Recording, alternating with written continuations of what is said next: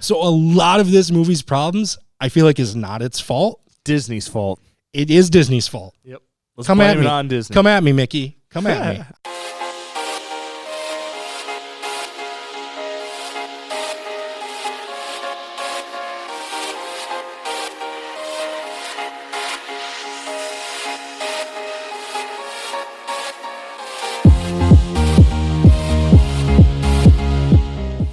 Hello and welcome to another edition of Popcorn Bucket List. The month is August. We're still in the summer movie month. We're still in the summer movie month. It's the home stretch, though. Yep. It's kind of the. It's not the home stretch. It's kind of the cool down lap of summer movie months, in that, you know, it's still kind of going on, but like it's over. It's over. We hit our peak. Barbieheimer has come and gone. Yeah. That was the peak of the summer movies. I don't know.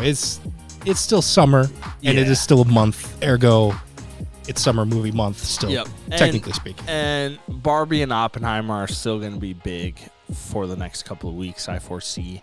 And I don't see a lot of... this week is probably, I think, going to be the last big week. I wouldn't say it's super big, but there's one film I think that's going to do really good. But yeah, that kind of takes us into our opening spotlight this week. August does have big blockbusters. However, it is considered to be a slower month for financially speaking for the movie business and everything. But that doesn't mean there isn't some good things that come out. So some diamonds in the rough. Exactly.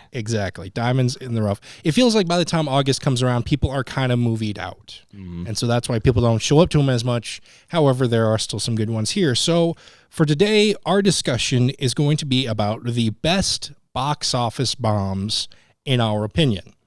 And we are doing this as a collaboration once again with the Marshall Lyon County Library. I guess I never asked you. The four I have are the ones I'm going to put in the display. I don't know if these are the ones you... Yeah, I think so. As of right now, I know for sure. Most of the ones we're talking about here, you'll be able to check out if you're in the Marshall area. So let's get into it here. Best box office bombs. So we're talking about movies that we think are super, super good, but the money didn't show it. Money wasn't there. Money didn't talk in this case. So I'll kick us off here. This is essentially my number one recommend of these. This is my favorite one that I think was not it didn't make as much as it should have or could have. Blade Runner 2049. I love this movie. I love Denis Villeneuve. We've talked about many times in the past here how a stickler I am for runtime. This is a long movie. It is. But the visuals are stunning. Like, I truly feel like I am in this area, that this setting that they have in Blade Runner. Now, to be honest, the first Blade Runner wasn't really a big box office darling. No, the first one wasn't either. Yeah. It made a lot more money kind of in movie and DVD. Way later on DVD sales. And there was the was it the director's cut or the film cut, or it kind of changed the movie? It really helps your money when you keep redoing it every time. Yep. Unless, of course, you're Zack Snyder, and then they send it straight to streaming, but whatever. It truly is a spectacle to watch. The acting's great. The story's pretty good. The visuals, like I said, are awesome. And, I mean, really, the weakest link of this movie is Jared Leto, and even he's not that bad in this one. Yep. So that's a big win. But yeah, there was so much money pumped into it that this movie did make quite a bit. It just wasn't enough to consider it profitable. Yeah, unfortunately. Yeah, well, and that's the hard part, too, with some of these bigger films. You have to make ridiculous amounts of money to become profitable. Mm-hmm. And thankfully, Denis Villeneuve was able to prove himself later on with the likes of Dune and hopefully Dune Part 2 as well. Yep, so can't wait. Yep. How about you? What's the first one you want to talk about here? So the first one, I'm not going to start with my quote-unquote favorite or best, but one of the ones I really enjoyed was Children of Men. I actually didn't see this right away. I didn't see this for a little while. I heard some of the legendary long shots, the long takes, and that's what got me how I heard about the film. And wow. What an amazing... Well, first off, the story's great. The acting's great. The directing's fantastic. But just some of the ingenuity that went into creating some of these long shots, these long takes, absolutely beautiful, from outside of a car to inside of a car, then to out of another car, running through buildings and things falling and blowing up. Just absolutely awesome. Very, if you are into that long shot, long take storytelling films, this is definitely one you need to watch. This is sort of the quintessential box office bomb. One of the first ones, I would say, that was really started that trend or that discussion of movies that people who were lucky to see it early on were like pulling their hair out, like, why are not more people seeing this? Yes. And for a while there, it was almost an exclusive club, people who saw this movie and were like telling people, no, I promise it's great. Yeah. And though I got to assume one of the worst things to hear from, if you're like a studio exec or a director, is like a group of people way later on being like, wow, we should have saw this in theaters. They're like, well, where were you then? Yeah. Why did you? Yeah. See, I almost kind of think like the Northman's going to maybe go down this route. Depending, scratch that off your big go card. Yeah. Ryan mentions the Northman. Yeah, over the next couple of years, just to see, who knows? Maybe it will, maybe it won't.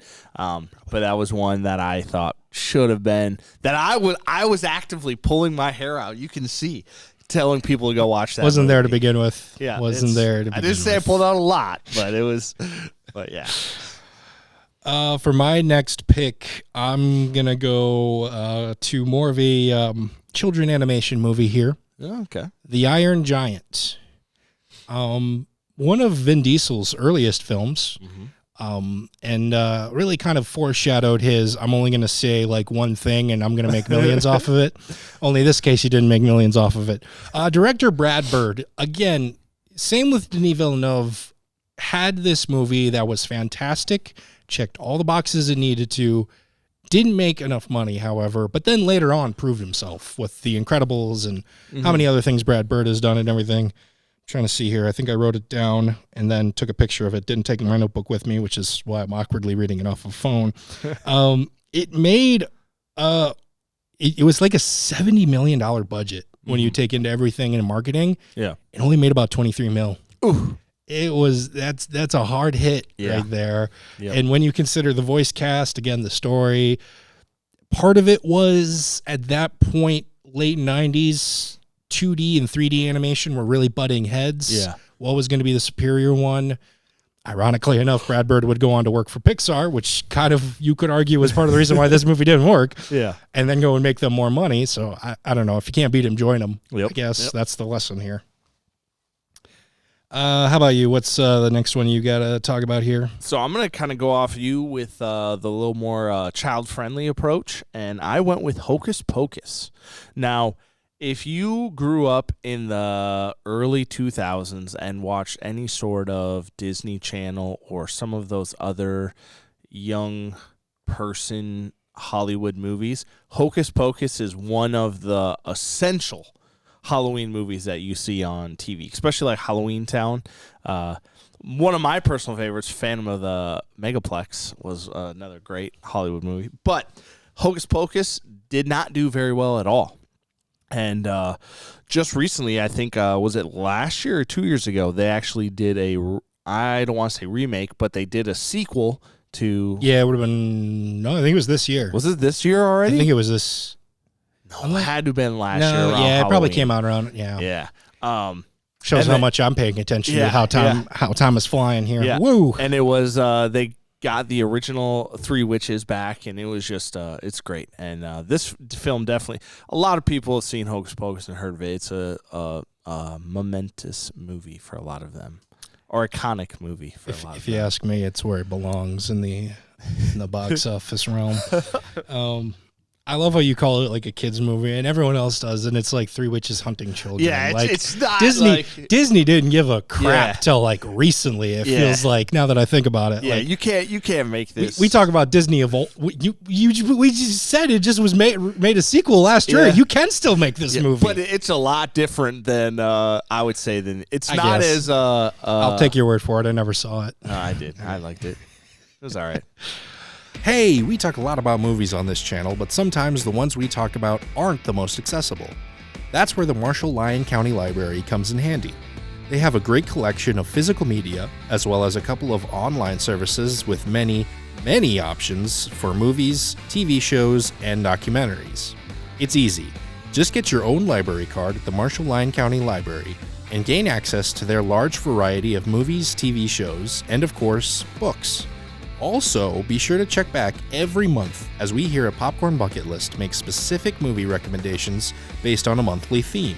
This month, we are tackling the best ever box office bombs.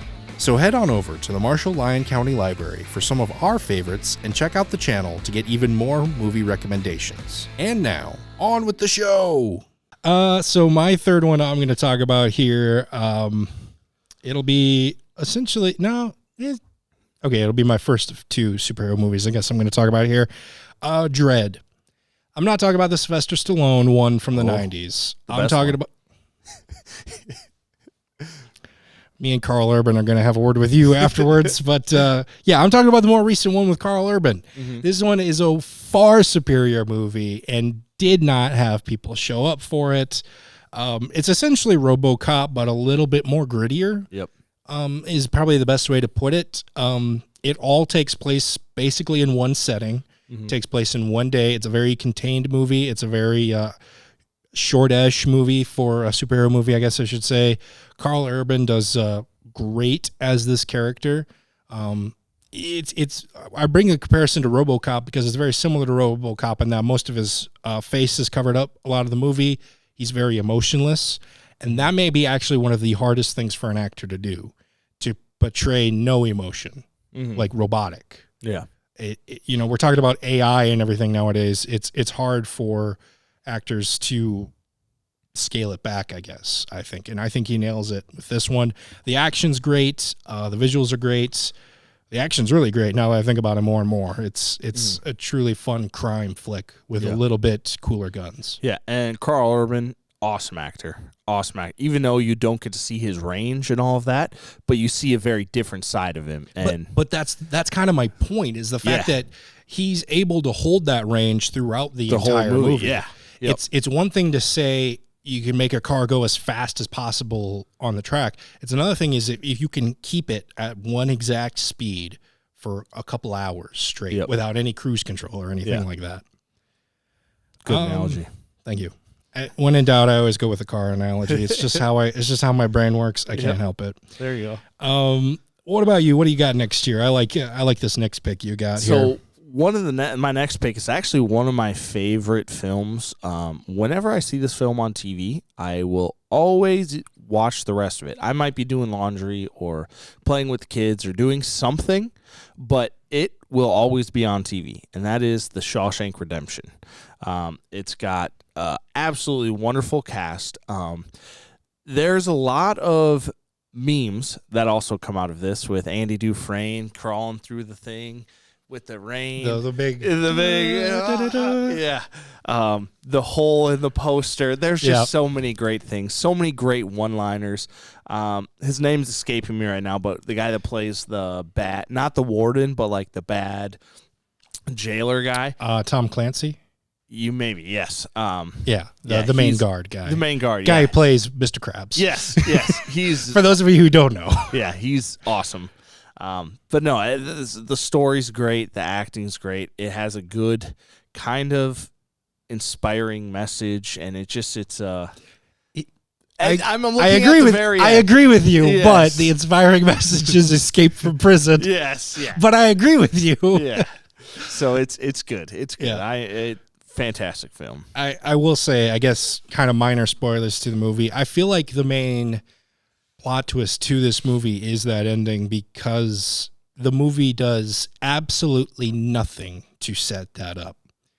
It pretty much makes us feel like he's reserved to his fate, and everyone else around him is reserved to their fate. Yeah. That it doesn't even cross your mind that he's thinking about breaking out, escaping, or anything like that. So when he finally does, it's as much a surprise to the audience as it is to even his friends. Yeah.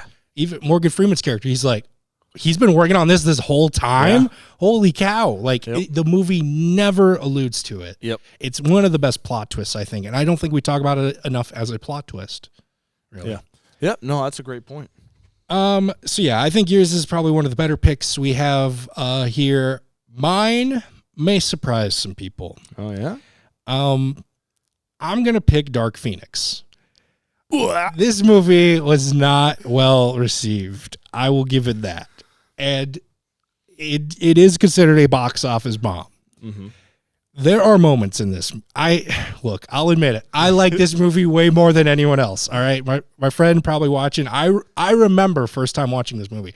I did not see it in the theaters. I was part of the problem why this was a box office bomb. Yep. I did not see it even right away when it came out on DVD.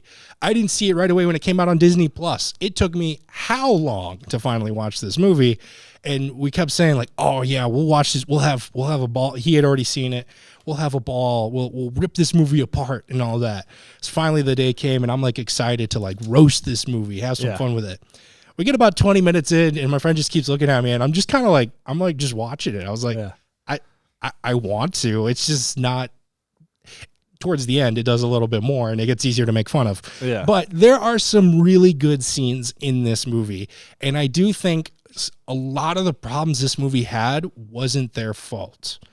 A little bit of backstory here. At this point, when they were in production for this, Disney-Fox merger had already happened, but there were still some details to iron out. Around the same time, Captain Marvel was being produced. Yep. Around this time, the finale to Dark Phoenix was supposed to look a lot like Captain Marvel, and it was going to include the Skrulls. Disney got word of this and basically told them, you got to rewrite it.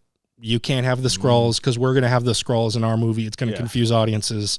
You can't have Dark Phoenix fly into the sky and do the whole laser blast thing that Captain Marvel does because that's what she was going to do. Yeah. So then we ended up with this weird sort of grab, hug, CGI thing that was way less exciting. Yeah. So a lot of this movie's problems, I feel like, is not its fault. Disney's fault.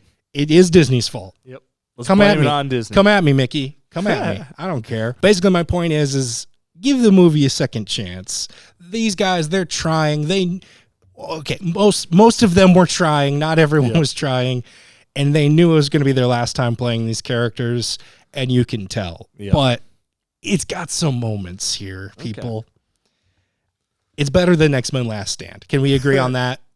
Can we agree on that? Last Stand. I don't even remember which one that's is. My point. That I feel like. Was that the one with the kids? That's the third one where Alcatraz is the mutant test facility. Oh, yeah. Okay.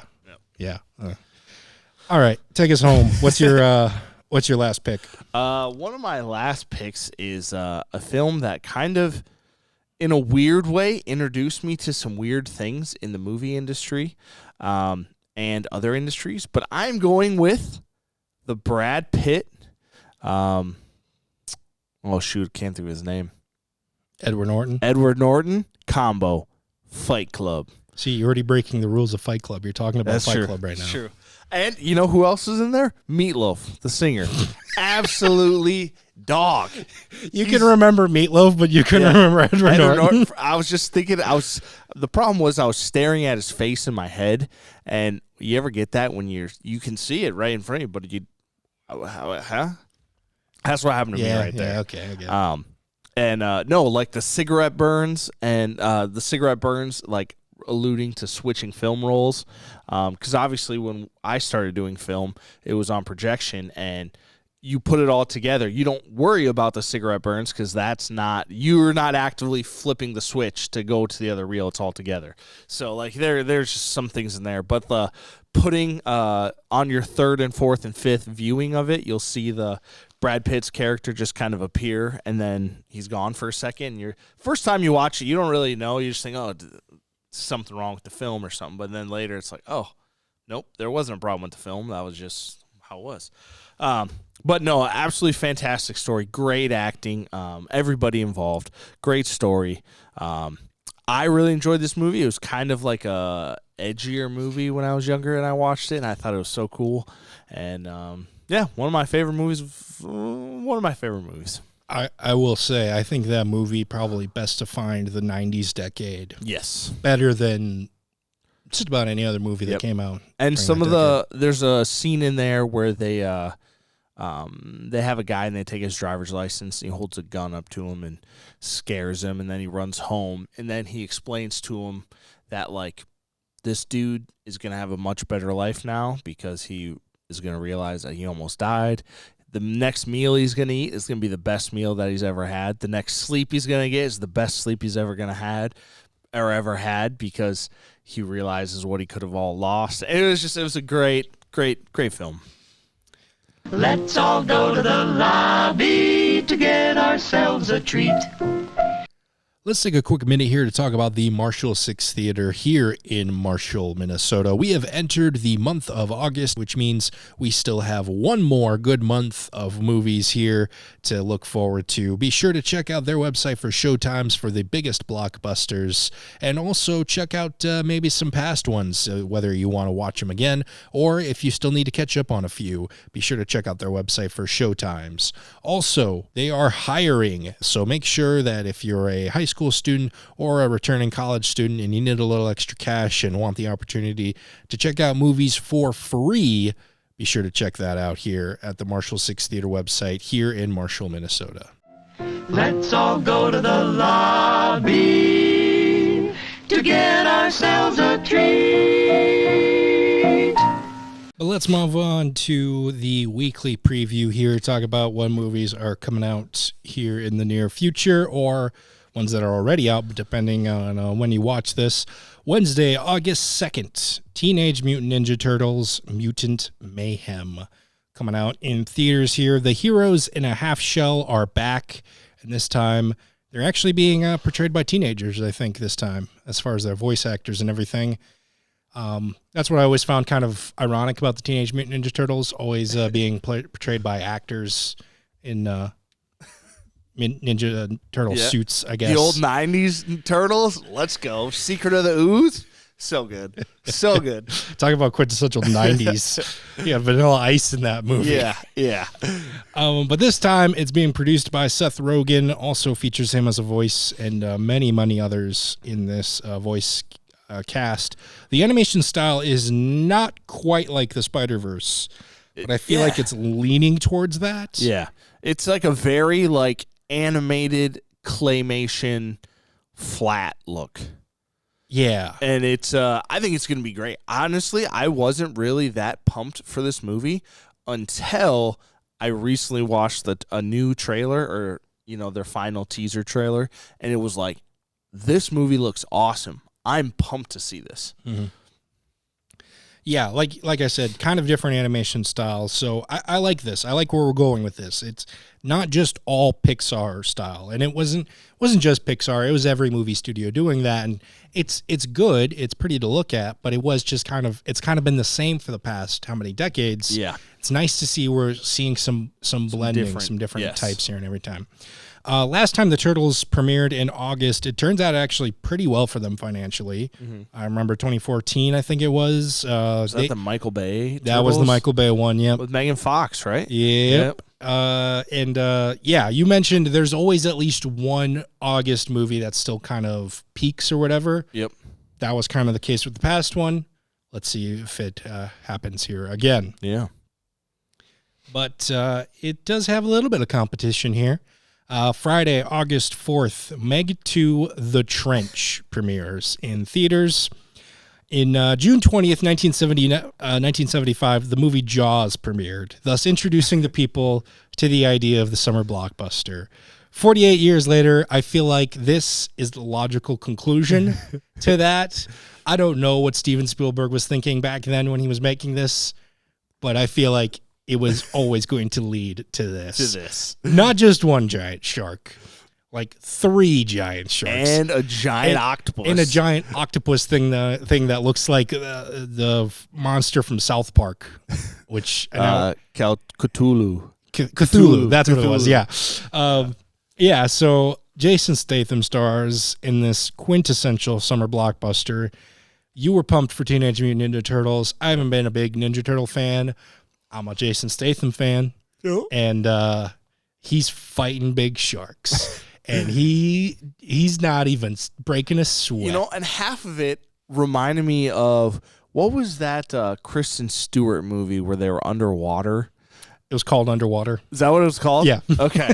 They're like walking on the trench floor in these space suits, but they're aqua suits and holding guns and giant sharks. wild. Yeah. Like, I feel like this should be a crossover with, like, Godzilla.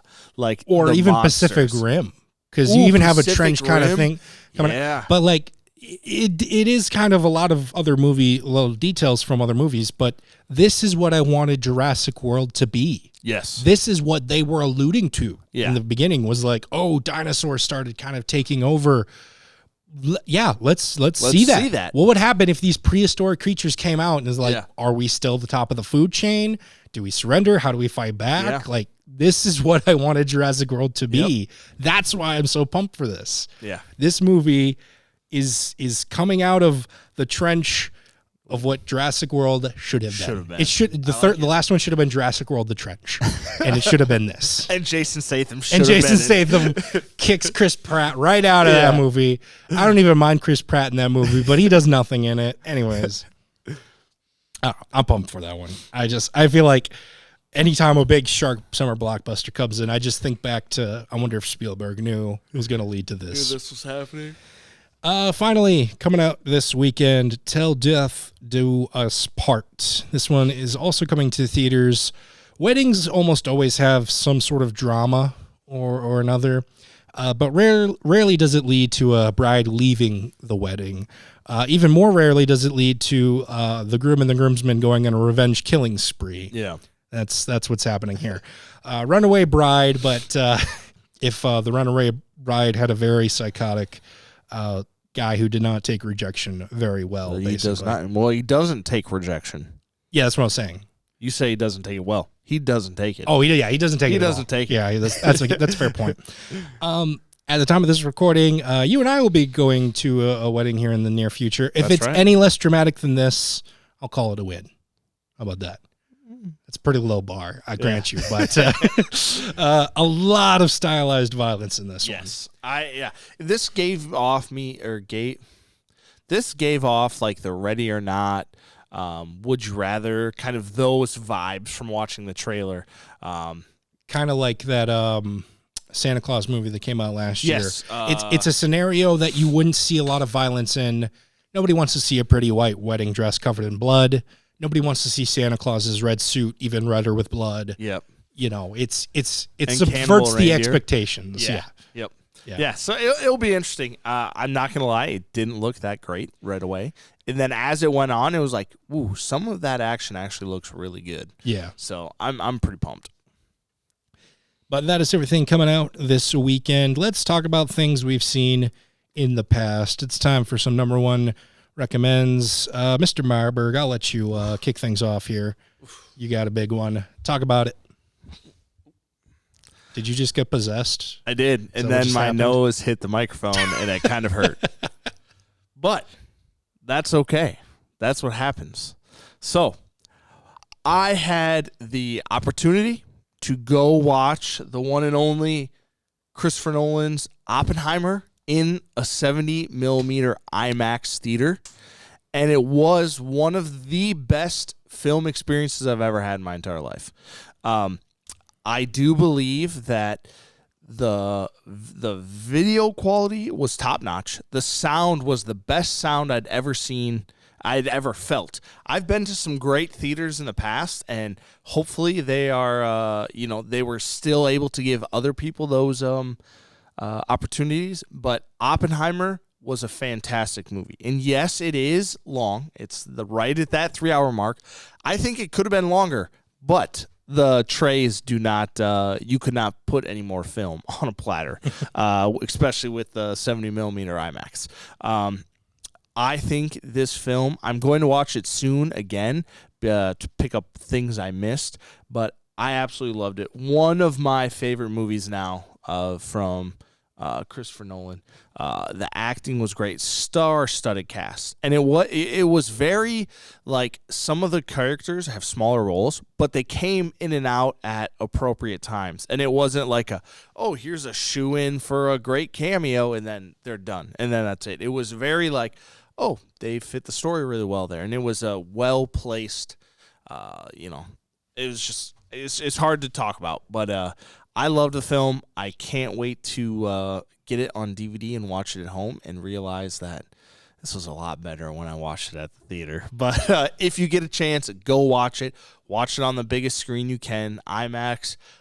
Just a big theater, ultra screens, mega screens, optopoly screens, whatever you can find. Go watch it. Big summer for fedoras. Yes. Got Indiana Jones and Oppenheimer. Yep. I literally read a thing where it was like fedora sales went up after Oppenheimer. That's awesome. Big summer for I used fedoras. to have a fedora, or I had a Kangol. I had a Kangol hat. That's not even close to a fedora, I don't think. It's kind of. Really. I was just gonna say I looked goofy, but I thought it was cool. And then I could have told you that. My recommend is a real quick one. You ever go on YouTube and just find yourself down a rabbit hole and not realize it? All the time. All the time. I found myself watching compilation after compilation of Bar Rescue. Even better. I never recommend reality shows, and it's a soft recommend. Like, I'm barely recommending it, but it was interesting. It kept me entertained throughout most of the weekend while I was doing other stuff. Yeah. Just I've watched hours and hours of this Bar Rescue show. I feel like I could run a bar now. I think you could. Just learning from people's mistakes and everything. John Taffer, right? Yeah, Yep. John Taffer. If hours of watching that have taught me two things, here's the two things. One, don't drink on the job. Yep. Which you wouldn't think would be something you'd have to learn, but that was a problem. Especially not with a lot one of of the big things you need to learn. Yeah. And the other thing was just keep your kitchen clean. Like, that's like if out of all those hours taught me anything, that's like the two things. Yeah. And, well, I don't drink really anyway, so we don't have to worry about number one. And, yeah, I keep my kitchen fairly clean. Yeah. It's probably the cleanest room. If you had a bar, you'd probably keep the kitchen clean. I'd be like a Ted Danson bar character where I'd open up a bar, but I don't drink. Like, Yeah. I can listen. I listen to you all the time. I don't process it, but you just talk my ear off for hours and just, I think I could run a bar. I think you do it. So this is my announcement. Look out for Omni Bar in 2025. There we go. If you want to donate to help us get off the ground, Yep. send it our way. Yeah. Well, that's going to do it for us here on this episode of Popcorn Bucket List. Once again, check out our display at the Marshall. Martian Manhunter. Yeah. Well, I mean, Pentagon had those hearings about aliens and UFOs. That's right. The aliens are coming. Aliens. I'm secretly an alien. Yep. Sorry, guys. All right. Sorry to break it to you this way. You're still my friend. Cool. Check out our display at the Marshall-Lyon County Library for more recommends. Also, stay on top of all of the biggest summer blockbusters by visiting the Marshall 6 Theater here in Marshall, Minnesota. For myself and Ryan Meyerberg, we'd like to thank you so much for watching, and we will see you at the movies.